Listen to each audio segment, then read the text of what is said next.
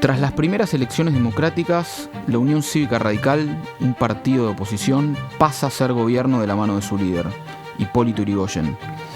Acá ya empieza a haber un poco de quilombo con la Primera Guerra Mundial, pero la posguerra trae la Belle Époque y volvemos a ver el personalismo como una de las características que definen a los líderes que nos conducen y que queremos que nos conduzcan. En este episodio nos acompaña Fernando Rocchi. Esto es Seremos Historia.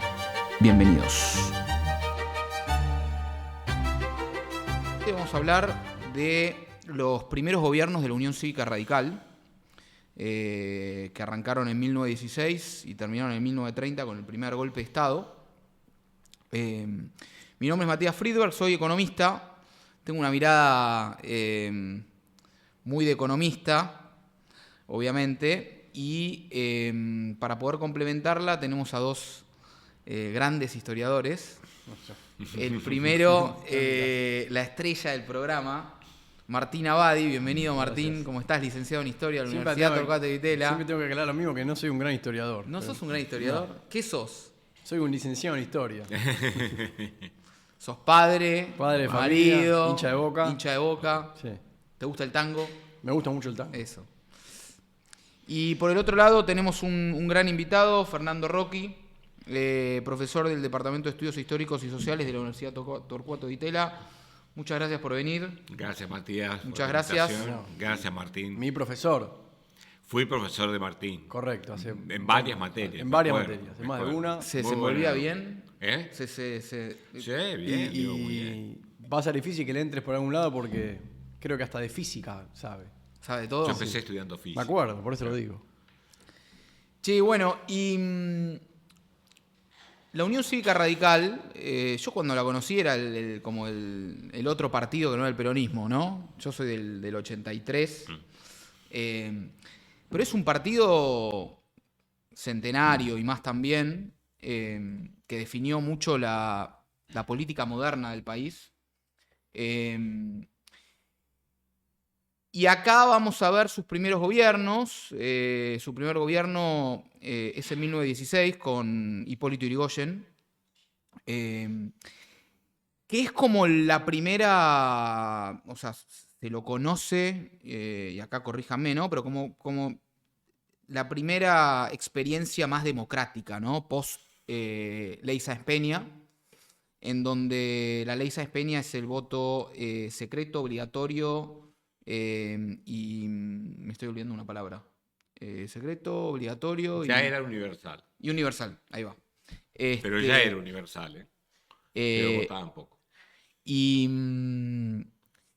bueno, fue el momento en donde un partido que era como, se lo llama el primer partido moderno, pero era como un partido de oposición, un partido rebelde. Arranquemos por ahí, si les parece. ¿Qué era la Unión Cívica Radical? ¿Cómo arranca? Los orígenes son en la Revolución del Parque de 1890, ¿no? Sí, ¿Cómo es exactamente. eso? Primero una visión general, es decir, la Unión Cívica Radical es el partido nacional más antiguo de la Argentina, nace en 1891, vamos a ver cómo, y llega al poder 35 años después. Es decir, desde la oposición, desde la sociedad civil, como ustedes quieran, llega al poder.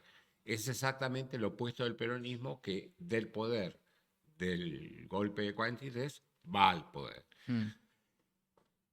¿Qué pasó en 1891? Bueno, para eso tenemos que remontarnos a la década de los 80, que está dominada por un partido que se llama Partido Autonomista Nacional, donde están Roca, Avellaneda y Juárez Celman, que va a ser el disparador del problema. Juárez Celman asume en 1886 con un programa que hoy llamaríamos desarrollista, es decir, por ejemplo, construir ferrocarriles con promoción del Estado, permitir que todas las provincias, salvo una, Jujuy, que no se adhirió, emitan moneda, emitir una deuda enorme, es decir, todo eso fue bien.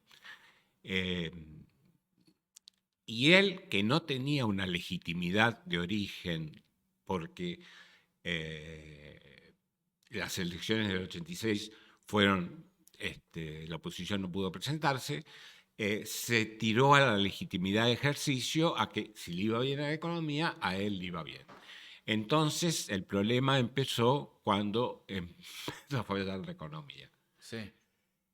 ¿Por qué? Bueno, siempre hay un inversor en Londres que se asusta y hace que los demás se asusten. Corrido. Y una corrida, exactamente. Y ahí es cuando Juárez Selman empieza a decaer el proyecto económico de Juárez Selman. ¿Qué pasaba en lo político? Bueno, cuando en 1880 comienza lo que Natalia Botana llama el orden conservador, es decir, presidentes muy fuertes, Modelo agroexportador a todo trapo. modelo exportador a todo trapo, pero justamente en los 80s no aumentaron mucho las exportaciones, por ejemplo, de trigo, que era una de las razones por las cuales los inversores venían. Van a aumentar después, en el siglo XX, lo mismo que las carnes, pero en los 80 aumentaron bastante poco. Todavía la Argentina sigue exportando lana como su principal Mirá. artículo. Y todo el desarrollo económico que nosotros, o sea, de los manuales de historia de que, bueno, desde la década de 1880 hasta entrada del siglo XX hubo un gran crecimiento, los edificios que vemos en la capital federal. ¿Eso cómo se solventaba? ¿Fue con préstamos del exterior? Sí, y con entradas lo que ocurre es que tenemos unos los primeros años de la década del 80 con gran crecimiento. Roca inaugura en un día 40 escuelas, por ejemplo. Mucha obra pública. Hay una convertibilidad en 1883. El país era un caos monetario, es decir, había monedas de todas las provincias, pesos bolivianos, cuentas a premio, como le decían en esa época, los plazos fijos, en pesos bolivianos. Bueno, Roca con el Banco Nacional recién fundado va a tratar de nacionalizar la moneda. Se logra una convertibilidad que dura muy poco porque enseguida empieza una lucha entre el gobernador de la provincia de Buenos Aires, Eduardo Rocha, con el presidente, a ver quién va a ser el próximo presidente. Entonces hay una lucha entre el Banco de la provincia de Buenos Aires, que es muy poderoso. ¿Esto qué año me decía? Y estamos en 1885. 1885, ok. Las elecciones van a ser en el 86. Y Dardo Rocha, en esta pulseada con Roca, que es el presidente, pierde. Y Roca puede imponer al sucesor, que es Juárez Selman, en las elecciones del año 86.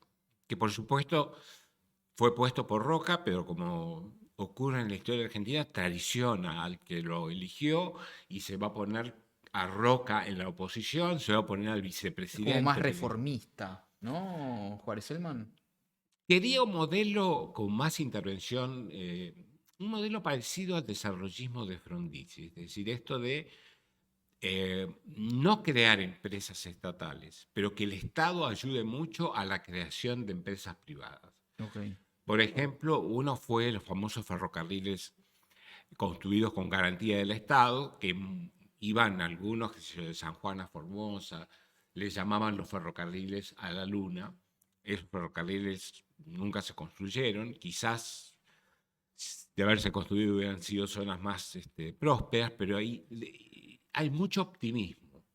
La Argentina se convierte por primera vez en el principal receptor de inversiones británicas en América Latina. Había estado tercero en la década del 70 después de Brasil y Chile y Perú.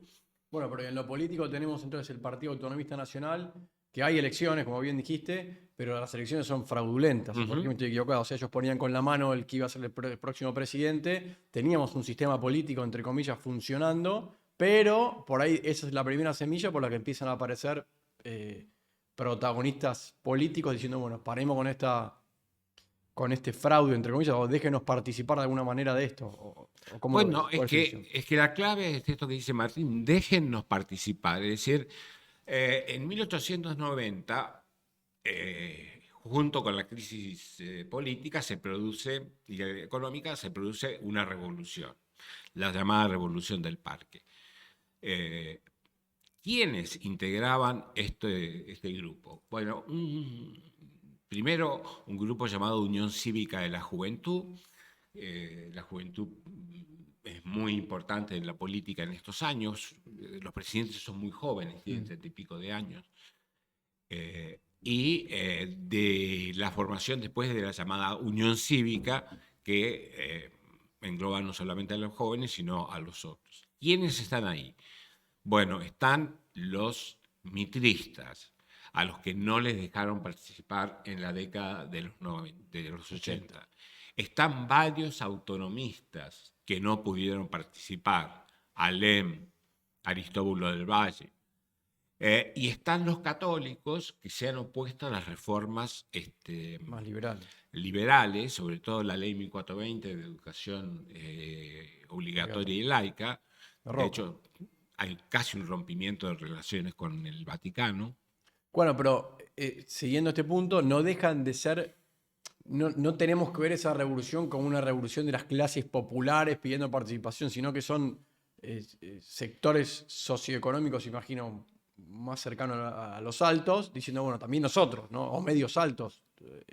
¿Cómo sería eso? Hay de todo. Hay clases populares ahí diciendo que queremos participar. Sí, hay gente que por las clases populares hay una cosa que es interesante, que es que se cree que en este periodo del orden conservador votaban los más ricos. Y cuando uno ve el padrón, son analfabetos, jornaleros. Los que votan las elecciones son muy peleadas a cuchillo y pistola, y los sectores populares participan. Un grupo. ¿Y por qué se habla mucho de fraude? O sea, en la época del voto de fraude. O sea, porque las elecciones hasta el año... Vos remarcaste que el voto era universal antes también. Es universal, masculino, desde muy temprano. Pero te llevaban al cuarto oscuro y te decían vote por este y te estaban esperando ahí. Bueno, es que el voto tenía... Era cantado. Claro, tenía otro significado. El voto era cantado, se votaba en grupo, iban grupos a votar, y hasta el 80 las elecciones en algunos lugares, en algunos periodos, fueron peleadas. Fraudulentas, pero peleadas. Es decir, el sábado a la noche no se sabía quién iba a ganar el domingo.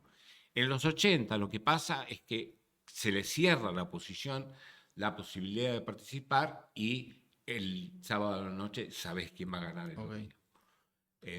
Y esto es contra lo que reaccionan estos tres grupos que mencioné, que son el corazón de la Unión Cívica, primero de la Revolución del Parque, que es una revolución porteña. El presidente Juárez Celman era cordobés.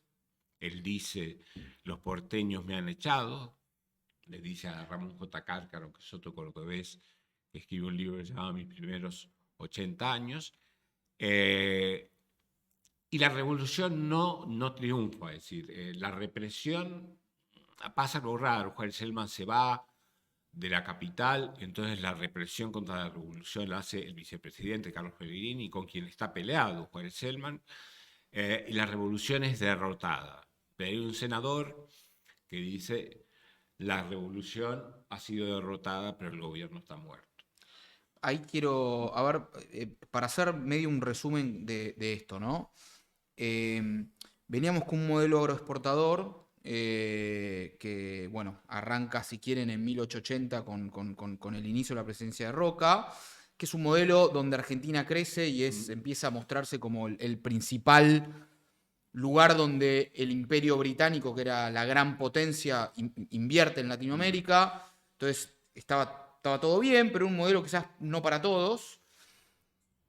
Y sucede una crisis muy fuerte económica que la golpea de forma directa en 1896, 1890, durante la presidencia de Juárez Celman, que es el que viene después de Roca, que también es conservador, un poco más reformista, pero también es conservador, y se ve que hay como un nuevo grupo de gente más revolucionaria, más violenta, ¿no?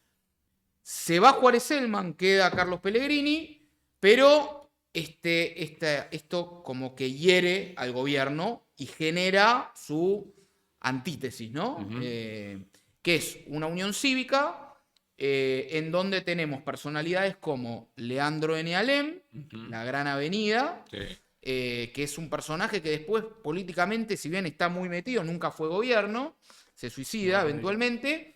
Y está Bartolomé Mitre también, Ujú. que había sido presidente en 1862, ¿no? Más o menos, después de Urquiza, Claro. y que después quiso volver a ser presidente cuando asumió Avellaneda, o sea, pero bueno, siempre está ahí el tipo. Y en 1892,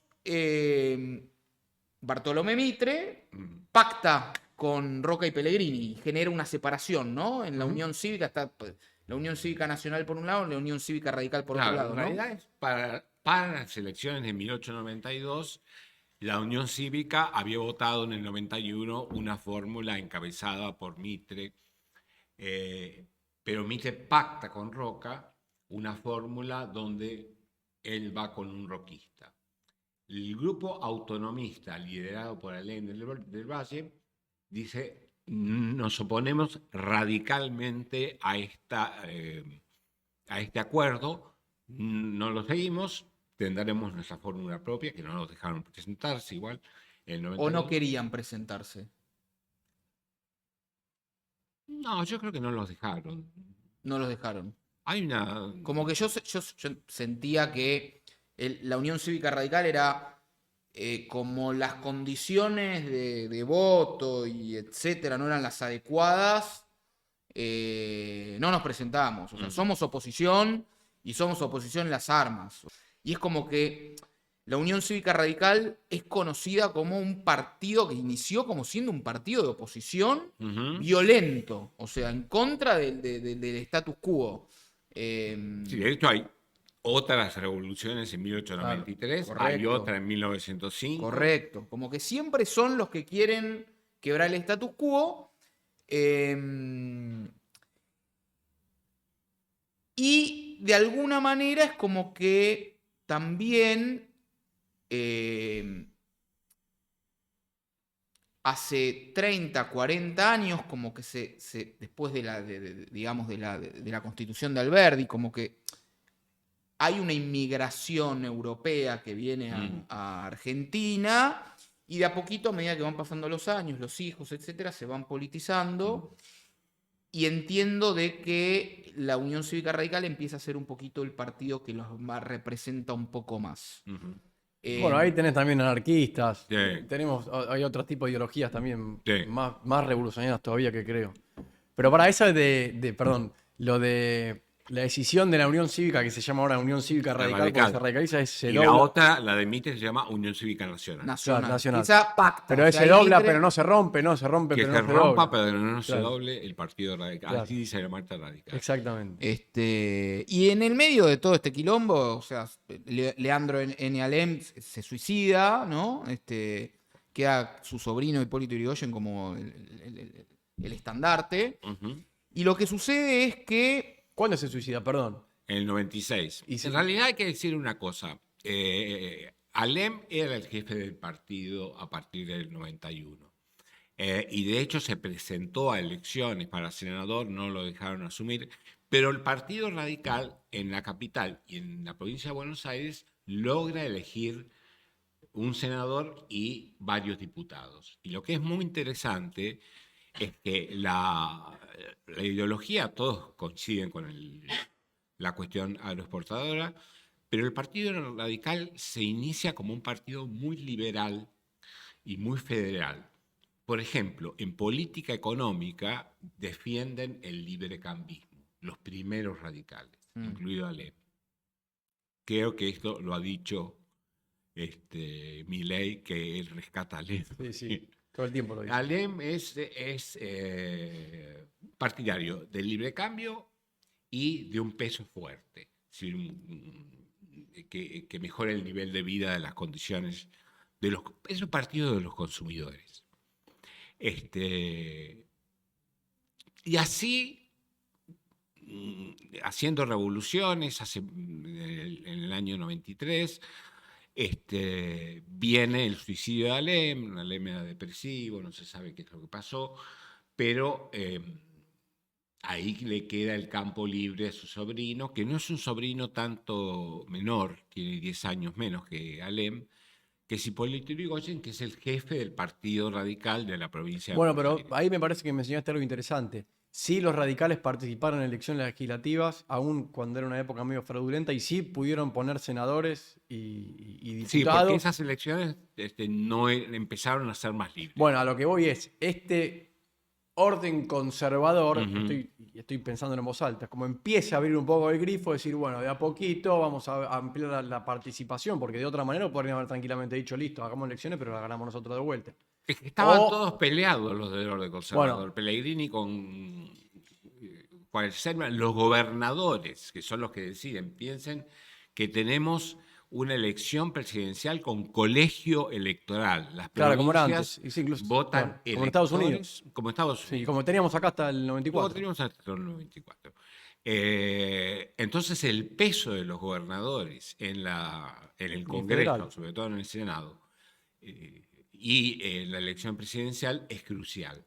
Entonces, lo que ocurre es que los gobernadores son todavía en el 90 mayoritariamente juaristas, seguidores de Juárez Selma. Ok, ¿y cómo, y siguiendo un poco la línea de lo que planteaba Matías, cómo llegamos desde esta situación del alzamiento radical a la ley Sáenz Peña de 1912, donde, bueno, van a poder participar y aseguramos que va a haber elecciones limpias, por así decirlo? O sea, Ujú. ¿qué hitos vos ves en esos años que vos digas, bueno, los radicales empujaron por este lado y también la situación, no sé, de los conservadores se erosionó por este otro? Ujú.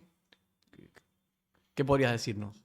Bueno, en principio, lo que tenemos es la década del 90 es la economía. Piensen que el PBI cayó con el 90-20%, el PBI per cápita. Fue el único año de esta historia argentina en la que hubo más salidas de migrantes que entradas, en el En año 1890. 91. O sea, en todo el periodo de la gran inmigración, en el 91 más gente se fue. O sea, es más gente la que se fue. Mirá, mirá qué dato. Pero Porque no se recuperó rápido. se recuperó.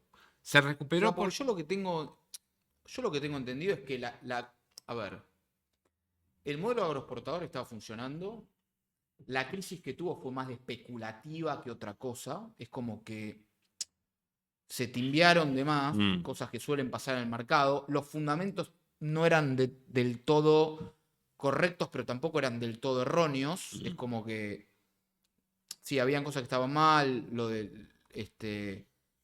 garantizar las inversiones de ferrocarriles, etcétera, pero como que se estaba viendo que había un país que iba a empezar a generar todavía más exportaciones, Mm. no solamente americanas, como que, bueno, pero se timbiaron de más, alguien se asustó, crisis, pero después volvió. Entonces lo que digo yo es, ¿qué es lo que me pasa? Tuvimos 1 año y medio muy malo, ¡pum! Se timbió Inglaterra y quilombo. Pero después volvió. Mm. Ahora, en la vuelta, la economía estuvo bien, hasta, digamos, la Primera Guerra Mundial, que ahora vamos a entrar, pero lo que sí pasó es que en ese año donde hubo crisis, ¡pum!, nació la Unión Cívica Radical, Nacional Cívica que Radical. fue lo que cambió la escena política para siempre. Pero un solo mal año, que fue por un timbeo de los europeos, ¡pum!, te ¿Viste? cambió todo. Yo siempre le digo a Matías que es bastante estructuralista. Él Sí. por ahí no se daba cuenta al principio, pero Pero no es la economía él- la que definió el nuevo esquema Político. político. Bueno, en el tema de las exportaciones, todos estaban de acuerdo en que había que apoyarlas. Por ejemplo, la Argentina tenía un sistema impositivo basado en los impuestos al comercio exterior, que son de la nación, recordemos la 125. Bueno, eh, y entonces, la década del 90 es recuperarse del desastre. Es decir, realmente fue muy fuerte, se recuperó rápido, pero dejó. cicatrices. Recién a mediados de la década empiezan las cosas a solucionarse. Sobre todo había un tema muy fuerte, que era el tema de la deuda externa, que era 200% del PBI, Pellegrini intenta solucionar con más deuda, no es la forma. Y en el gobierno de Luis Sáenz Peña, que asume en 1892, un hombre que lo traen del Paracaídas que tiraron. un paracaídas más o menos, para que no hagan el hijo Roque Sespeña, porque era juarista.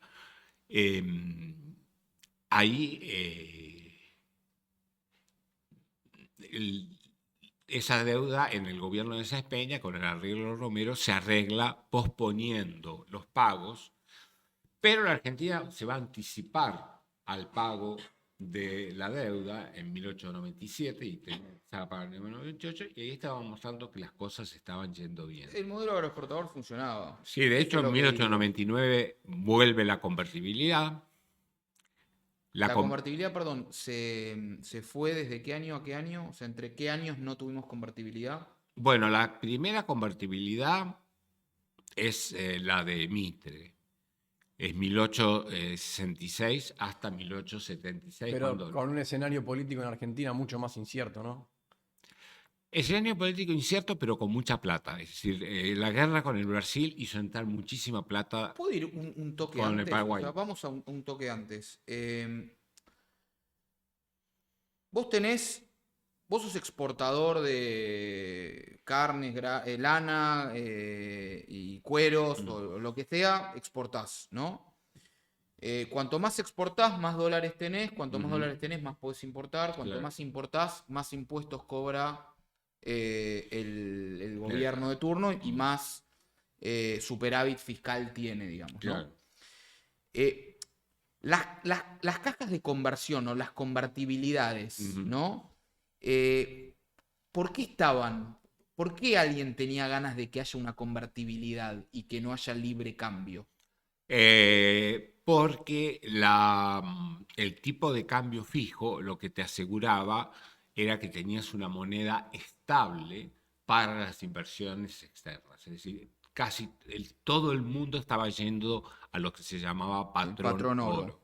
Es decir, un tipo invierte en Argentina y sabe que saca la plata con el mismo valor. O sea que es como una condición en ese momento que necesitabas para estar todavía más adosado a las reglas del mundo. Para mejorar tu Era algo que estaba bien visto. Muy bien visto. Ok, cuanto más convertibilidad, más inversiones tenés y más se puede. Está bien, perfecto. Sí, en Argentina las convertibilidades se dieron en momentos en los cuales el peso se estaba apreciando. Correcto. La sociedad rural le pide a Mitre que ponga tipo de cambio fijo para que no siga apreciando, valorándose el peso. Y en 1899 va a pasar lo mismo. El peso está cada vez más fuerte. Hay una... Ahora paremos un poco. La Unión Cívica, o sea, este movimiento político que está surgiendo, ¿está poniendo presión contra el modelo agroexportador o es más un movimiento político? No, es un movimiento político. Claro. El tema de Ellos estaban para seguir igual, pero claro, no es que ellos no están acá diciendo vamos a reventar la economía, queremos intervención o lo que sea. Al revés, para mí queremos derechos políticos para participar de este escenario. Sin embargo, y me adelanto un poco, ¿no? Los primeros gobiernos radicales, uno ve que hay reparto de cargos públicos, hay un gasto público que... Yo ahí me animaría a decir, no podría, y es un pensamiento mío, lo tenemos a Fernando que sabe mucho más que yo, pero el primer gobierno de Irigoyen en 1916, no sé hasta qué punto relacionarlo con la revolución del parque de la década de 1890. O sea, ahí creo que hay un escenario que cambió mucho. Pasó mucho tiempo. Claro. Alem era una personalidad muy distinta a la de Hipólito Yrigoyen. Hipólito Yrigoyen era tremendamente carismático, era el dueño del partido. A principios del siglo XX se plantea la cuestión política, la reforma política. Joaquín B. González hace una división por circunscripciones para permitir que la oposición en 1904 se presente. No se presentan los radicales. De hecho, él hace una revolución en 1905, cuya única aplicación para mí es evitar los pedidos de los radicales de todo el país que decían queremos participar. O sea, los mismos radicales no dicen en estas condiciones no. Ahí sí empieza a pasar esto. Vamos a poner nosotros las condiciones. Y recién va a llegar eso con Figueroa Alcorta. Que vos me enseñaste que no había que decir su nombre. Es real. Con Hipólito Yrigoyen, y ponen las reglas de esto que Matías le decía, una ley de sufragio. Ya era universal, pero votaban pocos, universal masculino. Bueno, pero eso es, ahí me interesa. ¿Cómo se llega? Está bien, hay presiones radicales, ya entendemos que están ganando más poder, se sientan en la mesa para negociar. Ahora, ¿cómo se llega a la ley Sáenz Peña de 1912, donde el anterior orden conservador, por así decirlo, dice, bueno, listo, lo que quieren los radicales, acá lo tienen? ¿Por qué llegamos a ese escenario más allá de las presiones de... ¿Por qué 1912? Bueno, en primer lugar, los conservadores se habían dividido muchísimo entre los seguidores de Pellegrini y los seguidores de Roca. Es decir, ya no era el Partido Autonomista Nacional.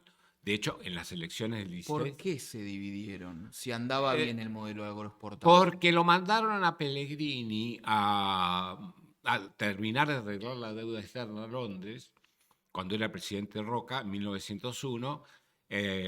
Ese acuerdo es rechazado públicamente por un profesor de la Facultad de Derecho que saca a los alumnos a la calle. Sí. Aparentemente, Roca lo llamó a Mitre para pedirle consejos, y Mitre le dijo una frase de Mirabeau: cuando todos se equivocan, todos tienen razón.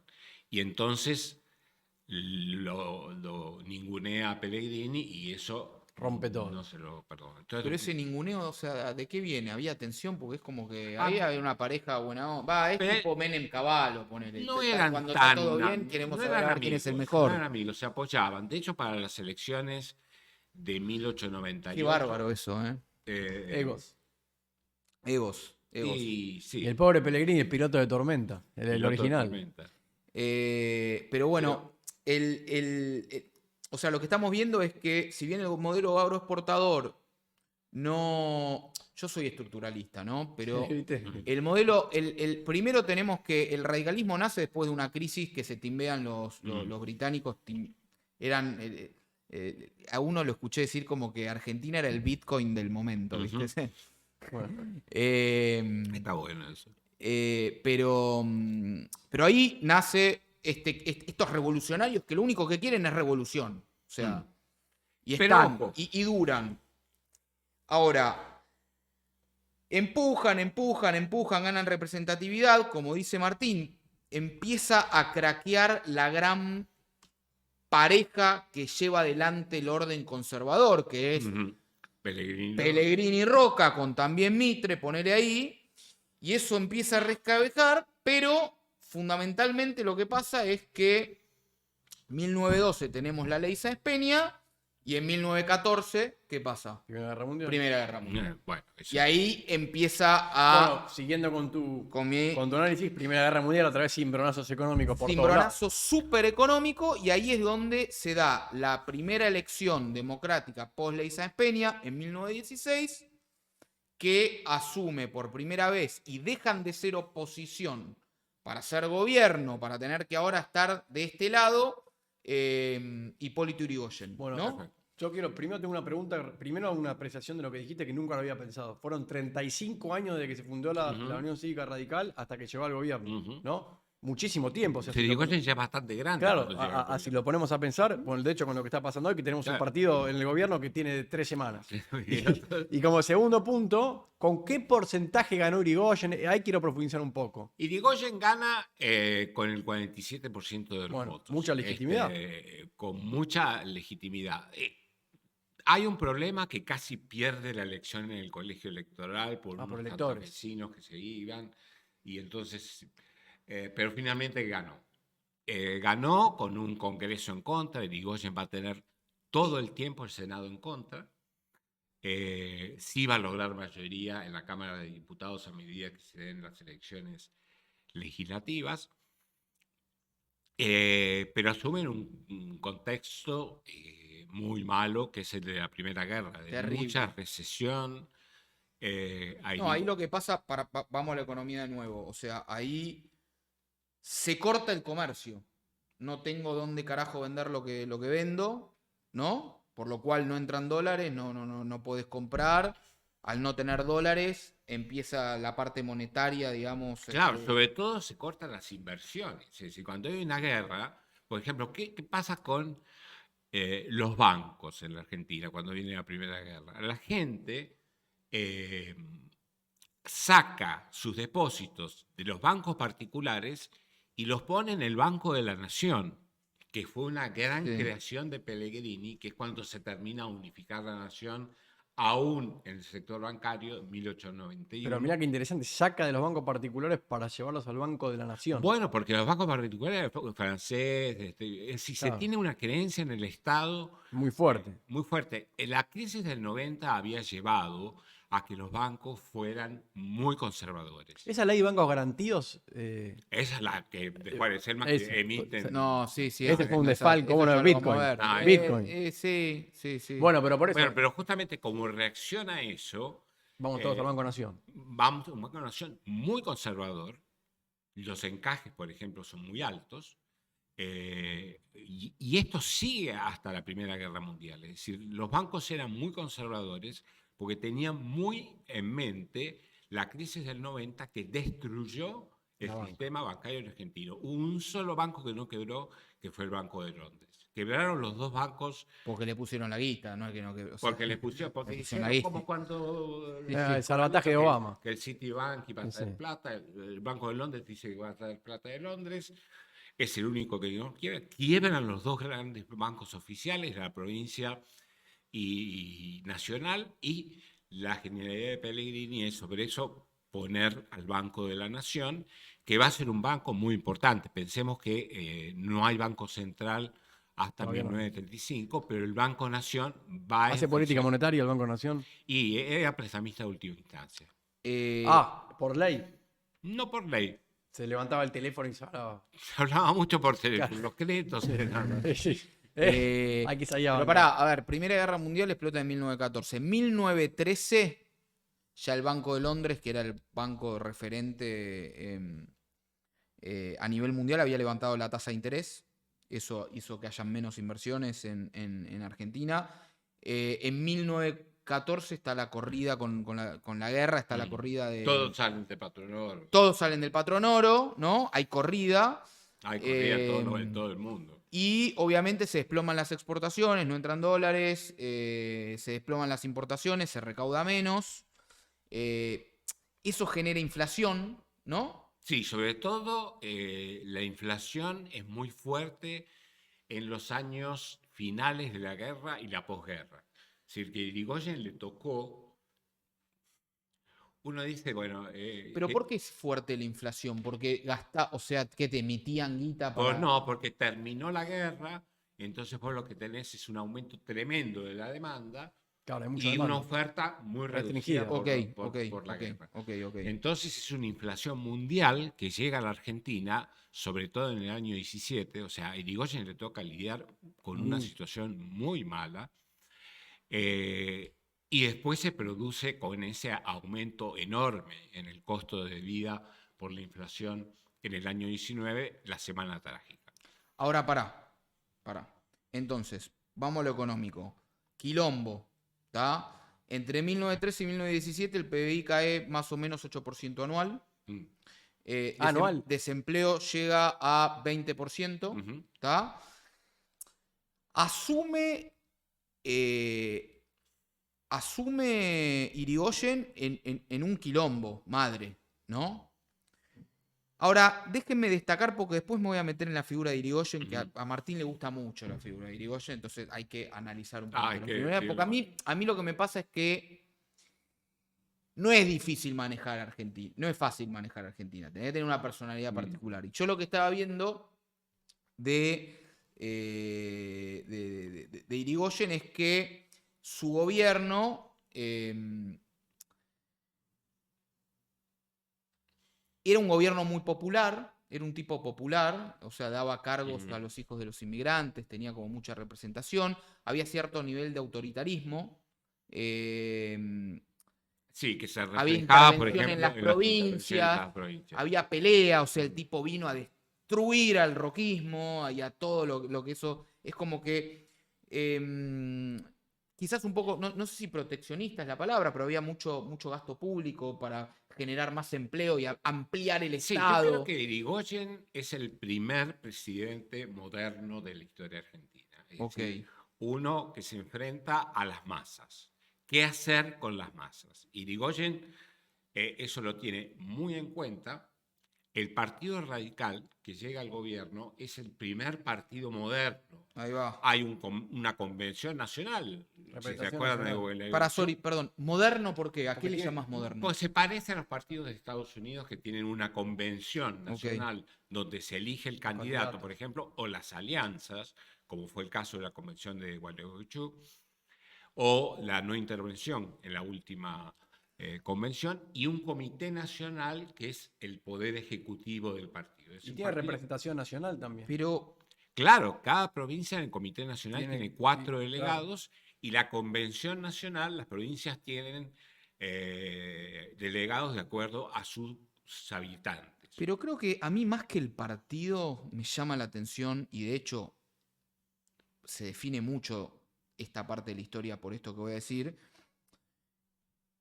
Él era muy personalista, o sea, Ujú. él era él. Es como que estaba plantado, era un tipo autoritario, era un tipo popular, era un tipo que gobernaba por decreto, era un tipo que ampliaba el gasto público para tener popularidad. Es como que son cosas que en algunos líderes que vendrán después, o por ejemplo antes, los podemos ver, ¿no? Es como que Sí, hay una figura fuerte muy por arriba del partido, digamos, ¿no? Ujú. Eso, es ¿cómo una lo ves? figura del siglo XX. Hay un libro de Marcelo Padrón que se llama Jesús, los mercaderes y los mercaderes del templo, que es el discurso religioso que se da en torno a la figura de Irigoyen. Uno saca un libro llamado El Apóstol, otros dicen, ¿es un apóstol o es Jesús?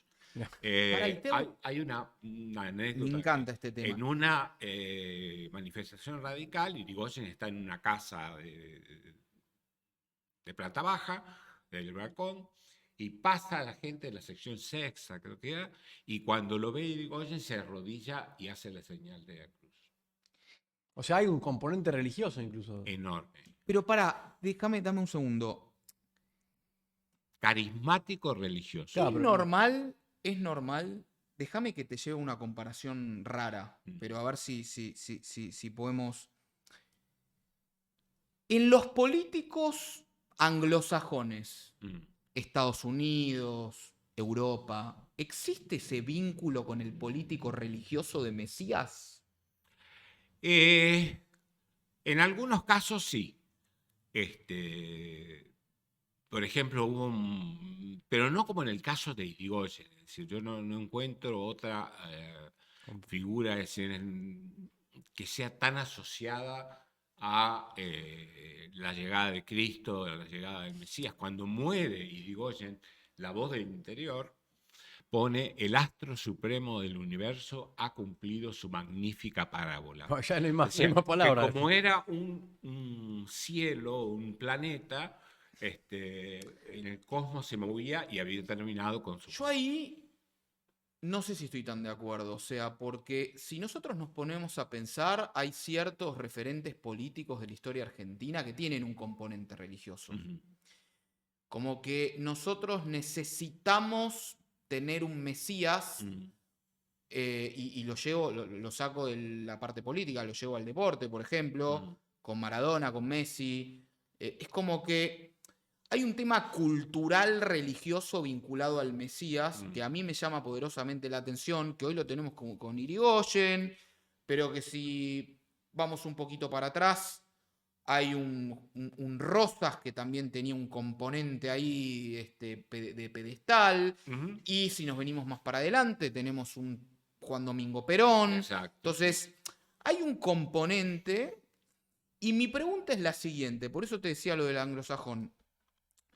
Alberdi era un tipo que, cuando escribió los escritos en los que se basaron la Constitución de 1853, el tipo hablaba ideas liberales, un republicanismo fuerte, pero hablaba de una inmigración anglosajona, ¿no? Mm. Quería que venga gente o gente que esté más preparada para la producción. Bueno, etcétera. era la inmigración que se estaba dando cuando Alberdi escribió Correcto. Pero en Argentina, no, en el en mundo. el mundo, en Estados Unidos. A Estados Unidos, ¿qué estaban yendo en 1853? Suecos, noruegos, nórdicos. alemanes. Pero lo importante para mí, Los italianos van a venir después. Pero lo importante para mí, o por lo que yo entiendo, ¿no? Es como que Alberdi a la fórmula liberal decía, tráeme los tipos que saben lo que es un horario de trabajo, lo que saben ganar un salario, lo que es el ascenso social, lo que sea. Es un idioma que quizás el italiano, el español, lo conoce menos. Y nosotros tuvimos mucha inmigración italiana-española, y que es una inmigración muy católica, apostólica, romana, mesiánica. Claro, totalmente. ¿No? Seguro. Es como que digo, che, puede ser que esta inmigración que nosotros, que se dio, que supimos atraer, que quizás también era de los españoles y los italianos, los más pobres, ¿no? No sé si éramos pobres. Bueno, hay que tener un billete para poder venirse de otra parte del mundo. Bueno, pero qué sé yo, quizás los que tenían las cosas más resueltas allá. No, seguro. No. Eso seguro. Y quizás yo, en mi asociación, ¿no? Los más pobres son los que quizás también están más vinculados al creer del Mesías, de una religión que nos va a salvar. Entonces, como que ¿tiene sentido esto que estoy diciendo? De que Sí, nuestra población un poco intenta buscar líderes mesiánicos para que nos rescaten. Yo creo que la parte sociocultural que decís, obviamente, la inmigración es mucho más relacionada al catolicismo, estoy seguro. La otro tipo de inmigración es más protestante, por así decirlo. Pero igualmente creo que, llevándolo de vuelta a Irigoyen, lo que yo veo en la figura de Irigoyen es que tiene el partido radical. O sea, para mí, se me es muy difícil, a mí ya te estoy dando mi propia opinión, es decir, bueno, Irigoyen es el líder supremo del radicalismo y yo no puedo pensar el radicalismo sin Irigoyen. O sea, sí lo puedo pensar, pero creo que el partido trascendió a Irigoyen. O sea, luego de su devenir. Incluso creo que la presidencia de Alvear... Hubo no sé. Ahí está, que ahí nos estamos yendo un poco más adelante. Pero lo digo por este tema mesiánico. Yo creo que el partido radical lo puedo escindir de la figura de Irigoyen, incluso después continuó la historia y bueno, después no sé, con el alfonsinismo, estamos yéndonos mucho más para adelante.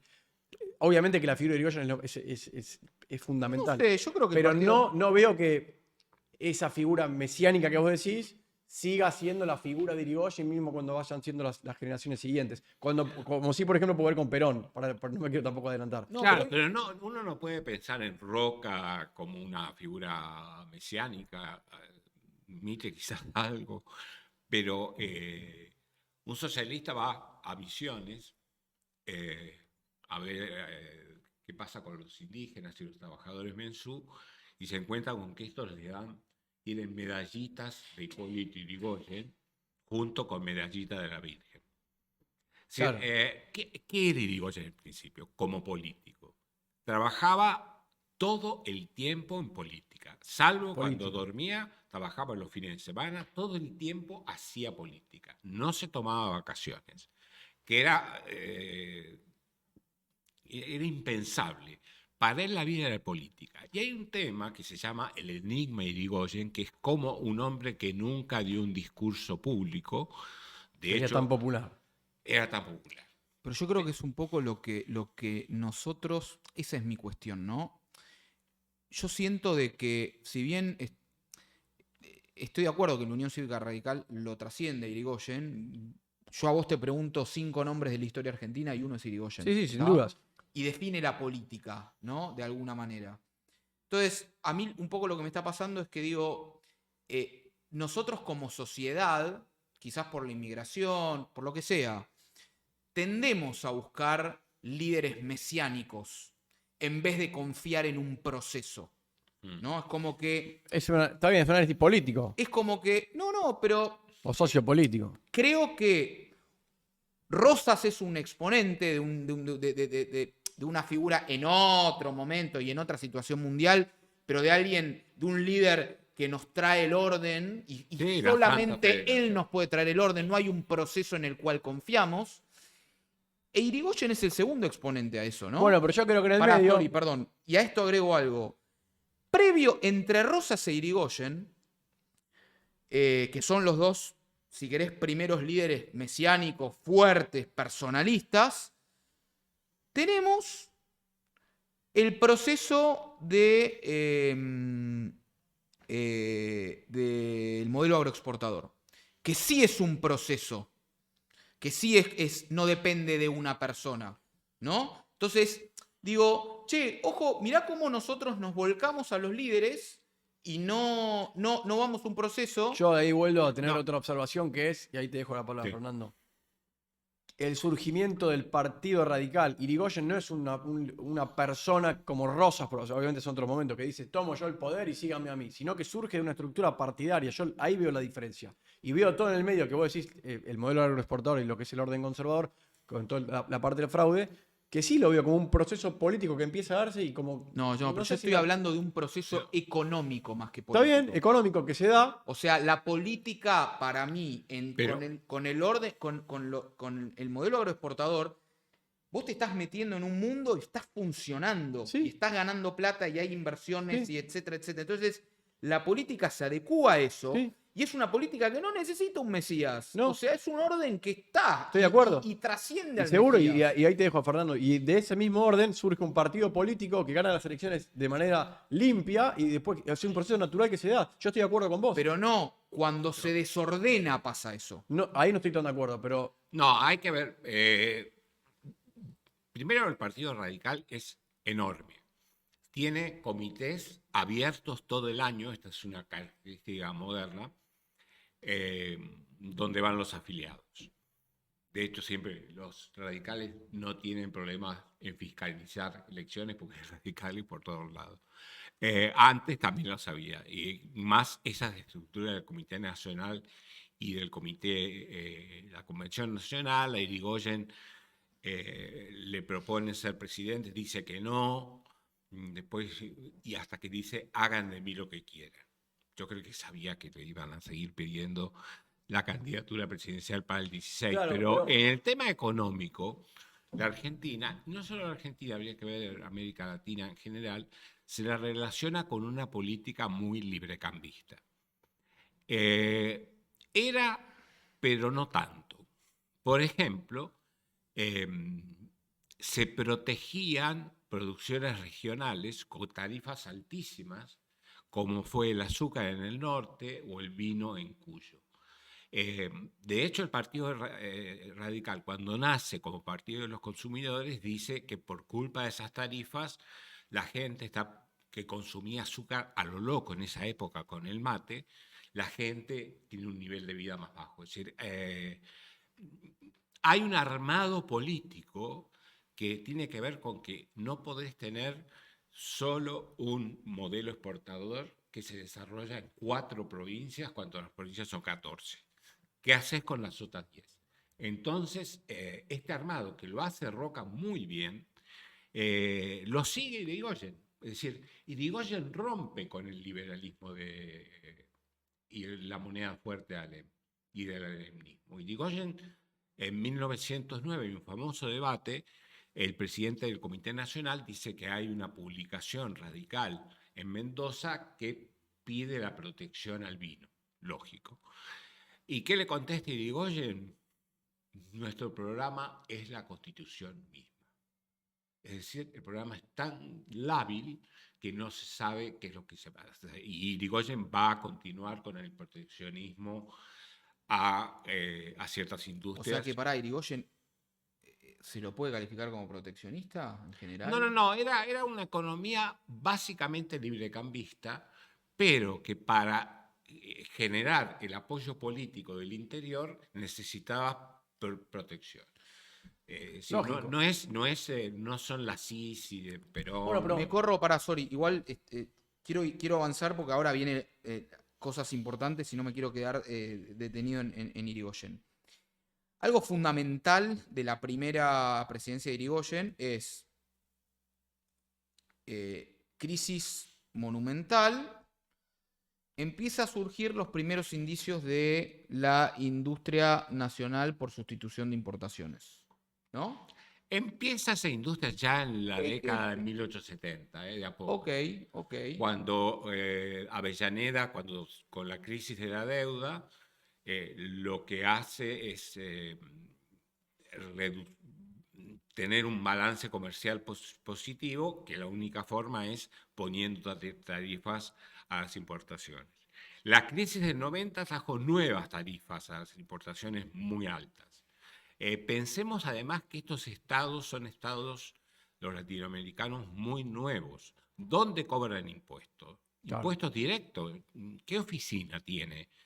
Recién en el año 32 se crea el impuesto, 1932, el impuesto a la renta. Entonces, el impuesto es al comercio exterior. Hay momentos con retenciones, momentos sin retenciones, pero el grueso son impuestos a la importación. Y estos lo que hace es favorecer el desarrollo de ciertas industrias. Correcto. Primero empiezan las más fáciles de sustituir y después van a ser las más Yo difíciles. tengo acá anotado como que coincido igual, ahora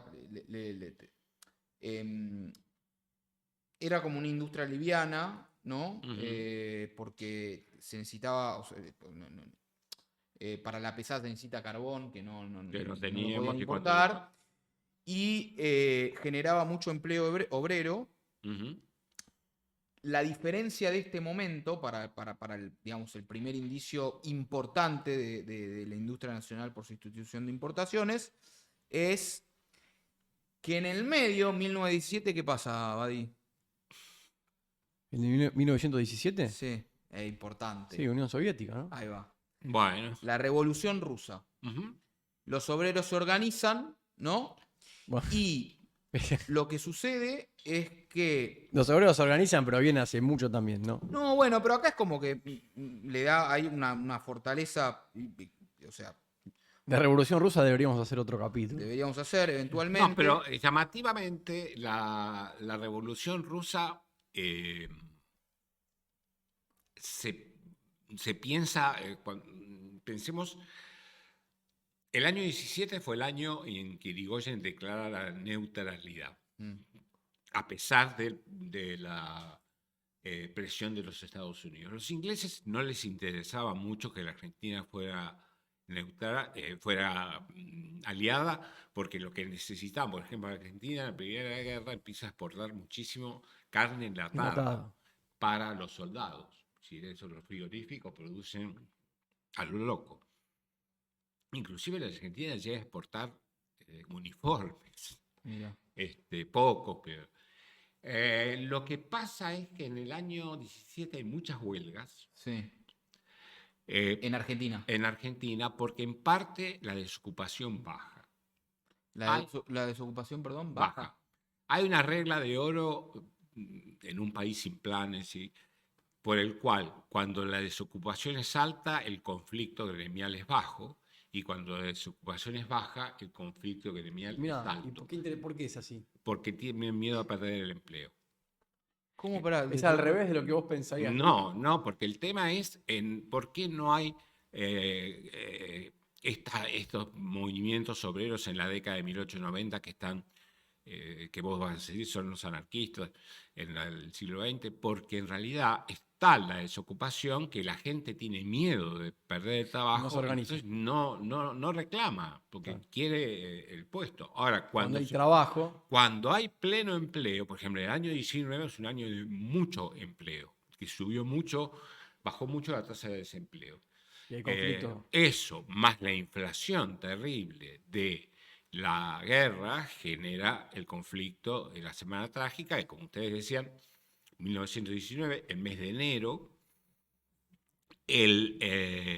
la Revolución Rusa ahí pesa mucho, porque, sobre todo como fantasma, Claro, temores. agarraban inmigrantes judíos que, como tenían pasaporte ruso, decían que eran miembros del maximalismo, se llamaba en esa época, a los bolcheviques.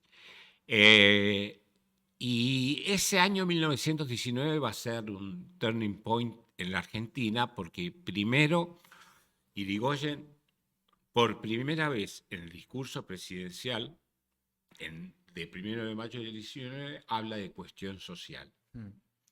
Segundo, los empresarios se asustan muchísimo y están mucho más propensos a dar mejoras obreras y mantener la calma.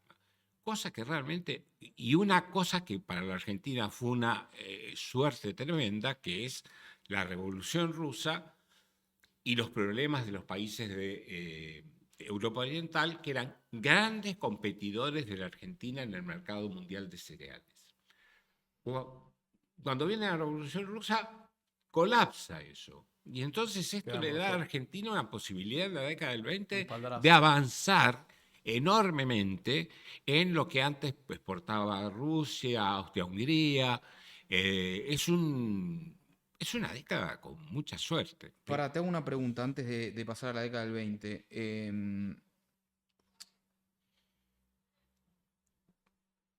Yo entendía, a ver, decime qué es lo que está bien o qué de esto. Como que la sustitución de importaciones es un poco consecuencia de que un comercio cerrado hace que uno pueda importar menos, entonces uno hace en su propio país lo que no puede importar para satisfacer un mercado.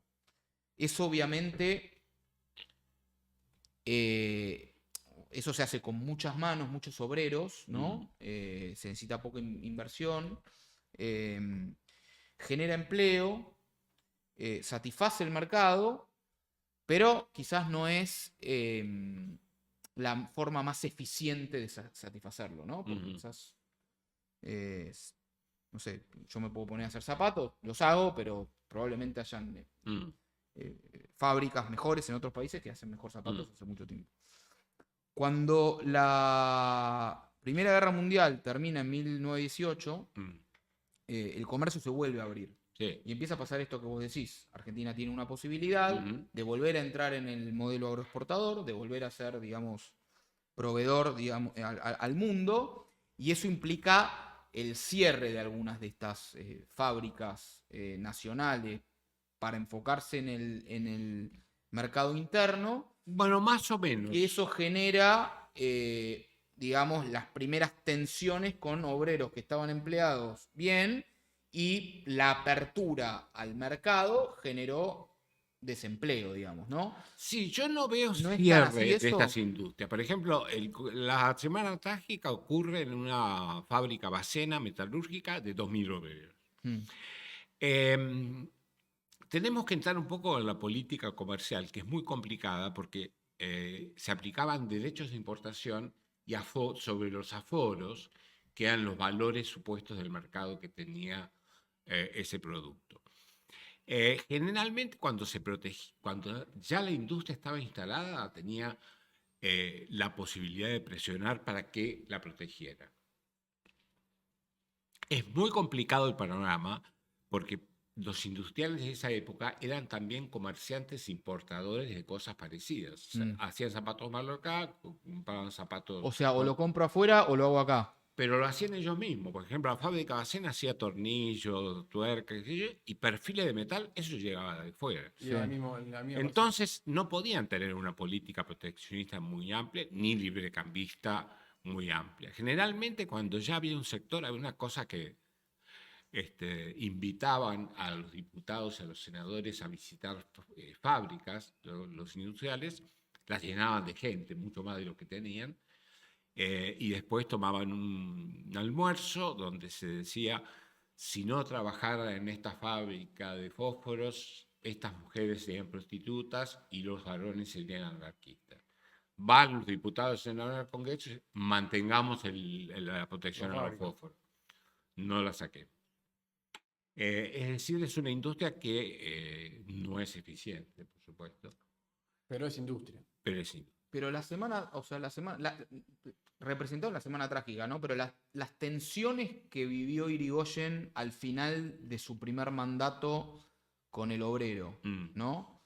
Que un poco obviamente fomentado por 1917, la Revolución Rusa, pero esas tensiones, ¿no tienen un poco de esto de que esos obreros fueron empleados por industrias ineficientes que cuando se abrió el libre comercio post Primera Guerra Mundial se quedaron sin laburo? Es como que volvieron... No. En vez de hacer el zapato, como me sale más barato comprarlo afuera, lo vuelvo a comprar afuera, cierro la industria de la fábrica de zapatos nacional, dejo un montón de gente sin laburo. Pero cuando termina la guerra, el desempleo baja en la Argentina. Es decir, no es un momento de alto desempleo. El año 13, 14, 15, 16 son años de tremendo desempleo. Y después la década del 20, el Los años desempleo.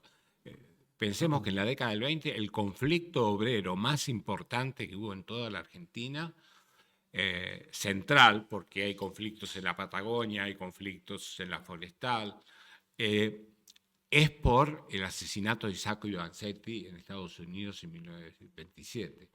¿Hay protestas acá? ¿Eh? ¿Hay protestas acá? Enormes. Es el movimiento obrero más grande de toda la década del 20. Che, bueno, está bueno. Y avancemos ahora sí a la Belle Époque, A la vez de ¿no? poco. A Claro, la Belle Époque. exacto. La pregunta es que yo imagino que viene por ese lado. Para que haga una mini intro y te dejo. Belle Époque es. Irigoyen es presidente hasta 1922. Ujú. Argentina sale adelante, ¿no? Cuando la guerra termina, es como que el mundo vuelve a activar y hay como una especie de posguerra que genera un nivel de actividad alto y eso impacta en el final de la presidencia de Irigoyen. Ahí Irigoyen es visto como un gran político Sí. y tiene la posibilidad de que lo suceda alguien del mismo partido, ¿no? Y se elige a Marcelo T. Alvear. Ujú. ¿Vos querías decir algo de esto o Sí. le pregunto quién fue Marcelo T. No, Alvear? no, lo mismo. O Ok. sea, ¿cómo pasamos? Me parece interesante.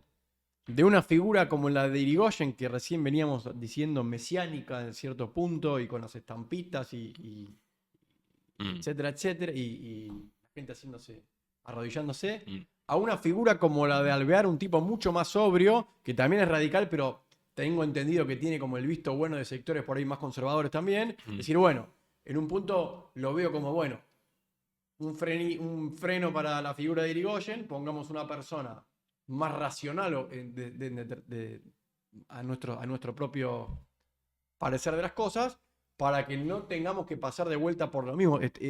Podemos entenderlo de esa manera. O sea, la figura de Alvear, un líder tan distinto a Irigoyen. Sí, en primer lugar, así como Irigoyen trabajaba todo el día en política, Alvear era un bon vivant, se había casado con una cantante de ópera. Era un estaban gozador. ¿eh? Era un Ahora, gozador. estaba más cercano a las élites. Bueno, era de las tres Era, familias más ricas claro. de Argentina, Anchorena, Alvear. Álzaga, Alvear, que se la patinó la fortuna, hay que decir, porque Era un terminó. gozador, era un gozador. Pero Era tenía como vos, ¿o no? No, yo ¿Vos no sos nunca, gozador? pero no tengo fortuna. Bueno, pero podés gozar de otras formas. Tenía un estilo completamente distinto a Irigoyen, y ahí viene un enigma por qué Irigoyen lo elige a él. Como que lo elige. Lo Claro, elige. esto quiero saber. ¿Lo elige? Lo elige, él. lo elige. Él dice, a este lo engancho, este es un bombiván, acá el político soy yo, lo elige para manejarlo. Pero Para manejarlo, porque Claro, no es que... ¿Pero lo maneja? más o menos. Claro. Es decir, lo maneja en parte y en parte no. Es decir, cuando uno, por ejemplo, lee las cartas que le manda Alvear a Irigoyen en el año 17, él está en París o en Ginebra, le dice, maestro, te he visto aparecer en la penumbra, maestro, te veo. Era como un hijo para Irigoyen. Puede ser que no haya querido nombrar una figura más política Alvear los Times de Europa para asegurarse, Que lo volvía. sobre todo porque el Partido Radical en el año 21 había tenido una escisión que va a terminar siendo el antipersonalismo, la UCR antipersonalista, que son los sectores más conservadores dentro del Partido Radical, que están muy en contra de este personalismo de Irigoyen. Y Alvear... Para, te hago una pregunta ahí. O sea que Irigoyen no era tan conservador. Era como más... O sea, el antipersonalista. O sea, ¿qué es lo que buscaba que Irigoyen no estaba teniendo? Irigoyen era un tipo de gasto público, de... Pero más la vinculado figura al obrero, personal, ¿no? ¿eh? El personalismo. Era el personaje, era Claro. la forma en Era la que- forma, La forma. no el qué, sino el cómo. Era, el- Ok. era sobre todo la forma. O sea, el Este, autoritarismo del tipo. el autoritarismo que, si Irigoyen, piensen que el Partido Radical intervenía provincias desde el gobierno nacional, pero también el Partido Radical mismo intervenía partidos radicales de Salta, de Jujuy. eh, y esto hace que surja una escisión que nunca va a poder hacerle sombra a Irigoyen. Alvear, llamativamente, Irigoyen gasta bastante poco y Alvear gasta mucho. Es cierto que las condiciones Eran otros. eran otras. Hay cosas que hace Irigoyen que Alvear no las va a seguir, como poner retenciones, por ejemplo, por unos años para que baje el precio de la carne, sobre todo. Como decretar la entrada libre de azúcar a bajo precio, con lo que hay una decisión en Tucumán, en el Partido Radical. Y Alvear sigue con ese clientelismo que tenía Irigoyen, y en la década del 20 se empiezan a notar claramente que los dirigentes del Partido Radical son gente de clase media. Y si uno ve el gabinete de Irigoyen en 1916, vemos que son casi todos socios de la sociedad rural. Si vemos el gabinete de Irigoyen de 1928, hay uno solo.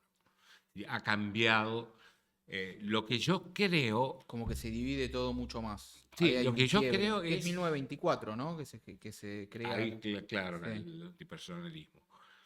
Es como que se divide la UCR Mm, personalista y antipersonalista. mm. Acá tenés la fortaleza que te decía de Y lo- Irigoyen.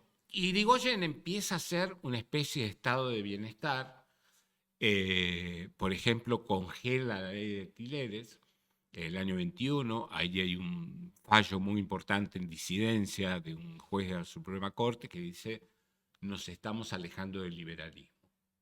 Igual es increíble cómo hay temas bastante más actuales, ¿no? De vuelta, ley de Sí. alquileres, apertura, ¿no? No, eso fue para la clase obrera fue un alivio tremendo. Además, el Partido Radical tenía negocios donde vendían o regalaban pan, se llamaba el pan radical.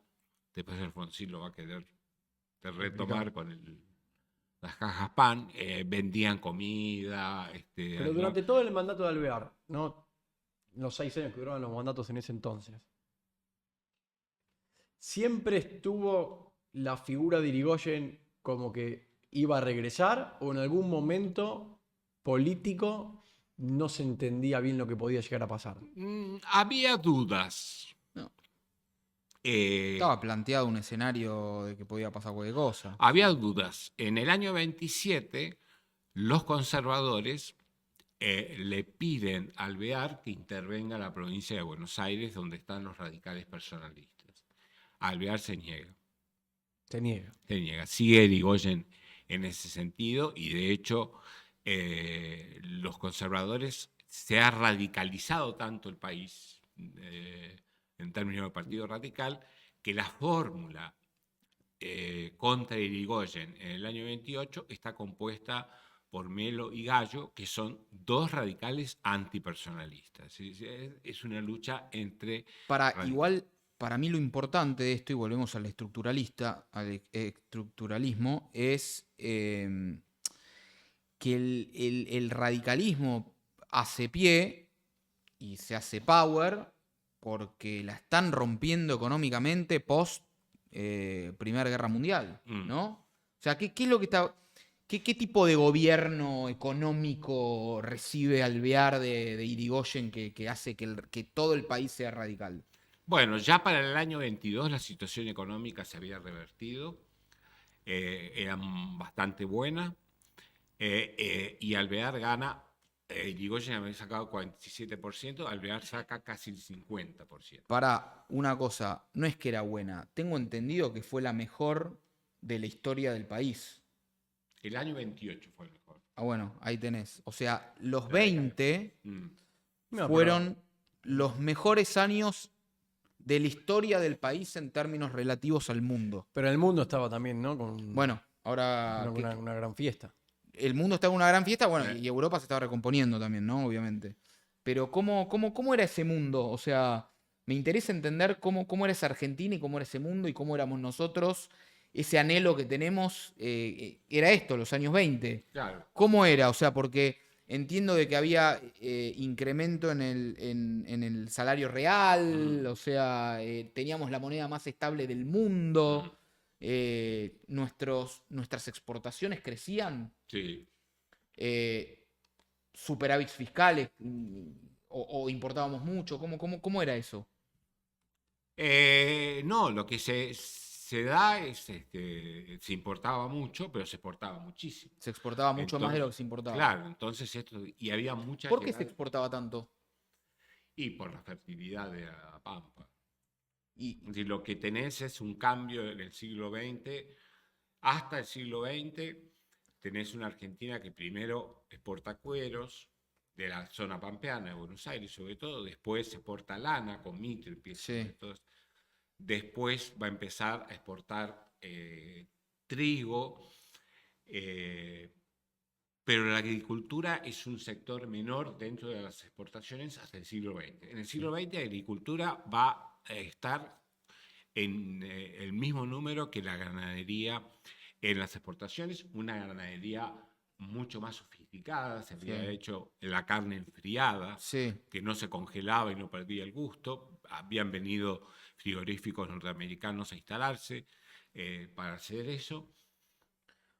O sea que Y es un tema de oferta nuestra, como que explotó nuestra explotó. oferta Ujú. en un mundo que encima estaba Esperándola. necesitando alimentos como loco porque se estaba reconstruyendo. Totalmente. Y eso hizo que explote y Argentina tenga los mejores 8, 9, 10 años de su historia, digamos. a Sí, nivel tuvo económico. un momento de enorme crecimiento, es de 1903 a 1913. Eso es una década de De bélico. 1903 a 1913. Sí, que ahí señalaste vos el conflicto de los Balcanes que genera un problema con los bancos. La década de 20 no crece tanto la economía, pero la diferencia es que si vos mirás indicadores sociales, por ejemplo, índice de Gini o la altura de los reclutas, Estábamos mejor. en los 20 estábamos mucho mejor. Es decir, el Gini de principios del siglo XX. ¿Qué es el Gini? Un índice económico que mide qué felicidad o cómo. No, la distribución del ingreso. Ok. Es decir, un índice. O sea, la distribución del ingreso en la década del 20 es mejor que la Claro, el primera Gini se década del parece siglo más XX. a uno que es uno. Había deflación de precios de los alimentos también, ¿no? Y eso Había generaba deflación, un había tema de deflación. riqueza. Para algún No- tema que no nos olvidamos de mencionar. YPF. YPF. Irigoyen es el primer gobierno de Irigoyen, ¿no? Ujú. Correcto. Es el fundador de YPF, nacionaliza el petróleo. Nacionaliza el petróleo. Y ahí es interesante ver el libro de Nicolás Gadano, Historia del petróleo en Argentina, porque el creador de YPF escribía mucho mejor con Alvear que con Irigoyen. Claro. Sí, Alvear, piensen que Alvear además manda al Congreso en el año 25 una ley de jubilaciones. Hubiera sido la primera ley de jubilaciones argentina, que es rechazada en el Congreso y no cuaja. Tiene la oposición de los empresarios y tiene la oposición Pero de los sindicalistas. Es interesante porque yo ya veo un sistema político mucho más maduro, o sea, porque claramente va una ley del Congreso, se la rechazan, hay sectores políticos, pero de vuelta, y ahí sí siguiendo la línea de Matías, Irigoyen vuelve, o sea, el líder radical, viene otro gobierno radical y no se encuentra otra figura, o sí se encontró otra figura que podía continuar el mandato radical sin necesidad que sea Irigoyen. Me parece interesante volver siempre a este punto, porque es ahí donde yo veo, bueno, lo que vino después en Argentina, ¿no? El golpe del 30 y todo lo que el devenir no digo podido ser evitado porque es contrafáctico, pero ¿qué hubiese pasado en realidad si el Partido Radical hubiese encontrado otra figura, si hubiese existido una posibilidad que el Partido Radical encuentre otra figura, lo de Alvear, para que tome el poder y continúe como una institucionalidad por ahí No, menos porque personalista. Irigoyen era el jefe espiritual del, Claro. Por eso, del seguía partido. haciéndolo. No, O sea, lo que es interesante no es entendí que tu pregunta. O sea, ¿por qué volvió Irigoyen? porque no pusieron otro radical. Claro, ¿por qué no? ¿Y pero por qué van a poner otro radical? No, porque si ni el siquiera- Mesías es Irigoyen. No importa, pero- Irigoyen le diste Claro. la Primera Guerra Mundial y te dio el mejor país de la historia. Mm. Dámelo de nuevo, Irigoyen. Bueno, pero sí ya tenemos un sector de la sociedad que también tiene poder, que dice no quiero personalismos, un sector de la sociedad Claro, que- pero se Perdieron, votó y pero perdieron. pierden. Claro, por eso está mucho más maduro, vuelve Irigoyen, pero ese mismo sector de la sociedad dice, bueno, hermano, hasta acá llegaste. No, y pero gracias por fíjate todo. en las elecciones del 28, que Irigoyen es el líder Igual natural, pasa algo. y Irigoyen saca casi el 62% Todavía más. de los votos.